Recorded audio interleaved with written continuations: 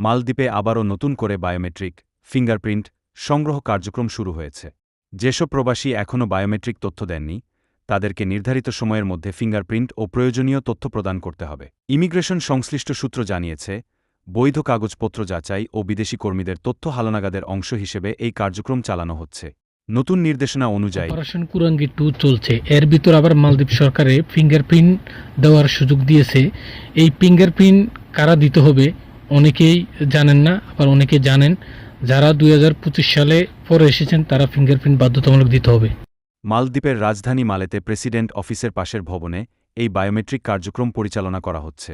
তাই যাদের work permit, visa বা বায়োমেট্রিক তথ্য অসম্পূর্ণ রয়েছে, তাদের দ্রুত নিয়োগকর্তা বা সংশ্লিষ্ট কর্তৃপক্ষের সঙ্গে যোগাযোগ করার পরামর্শ দেওয়া হয়েছে।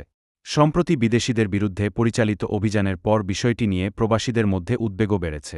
দেশ ও প্রবাসীদের সকল খবর জানতে আমাদের পেজ ও ইউটিউব চ্যানেল এর সাথে থাকুন। বিজ্ঞাপন দিতে যোগাযোগ করুন মোবাইল নাম্বারে।